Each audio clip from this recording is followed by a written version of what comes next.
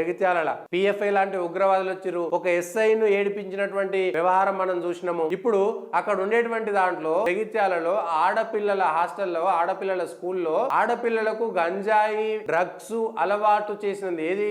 10వ తరగతి పిల్లలకు. అది కూడా జగిత్యాలలోని ఒక పాఠశాలలో డ్రగ్స్ దందా నడుస్తున్నది. జగిత్యాలకు ఏమైంది? జగిత్యాల ప్రజలారా, మీరు రోడ్ల మీదకి వచ్చి మీ పిల్లలు సేఫ్ గా ఉన్నారా లేదా తెలియకపోతే కష్టం. ఒకవైపు ఉగ్రవాదులకు సేఫ్ జోన్ జగిత్యాల అయిపోయింది. డ్రగ్స్ అంటే ఉగ్రవాదులకు డ్రగ్స్ కూడా లింక్ ఉన్నది. ఉగ్రవాదులకు డబ్బులు రావాలంటే డ్రగ్స్ అమ్మాలి. అక్రమంగా వచ్చేటువంటి డ్రగ్స్ డబ్బులు ఎక్కడ పోతాయి? మళ్ళీ ఉగ్రవాదుల చేతిలోకి పోతాయి. ఎక్కడ పోయినా కూడా ఆఫ్ఘనిస్తాన్ లో తాలిబాన్లు పండించేటువంటి గంజాయి కూడా ఇవాళ భారతదేశంలోకి వస్తున్నది. ఇవాళ డ్రగ్స్ కు బానిసలు అయిపోయినటువంటి స్కూల్ పిల్లలు, అమ్మాయిలు, ఆడపిల్లలను హైదరాబాద్ తీసుకొచ్చి రేవు పార్టీలలో తీసుకుపోతున్నటువంటిది ఒక మ్యాటర్ చూస్తేనే భయంగా ఉన్నది. ఇవాళ జగిత్యాలలో ఏం జరుగుతున్నది? జగిత్యాల పైన తెలంగాణ ప్రభుత్వం ఎందుకు ప్రత్యేక దృష్టి పెట్టడం లేదు?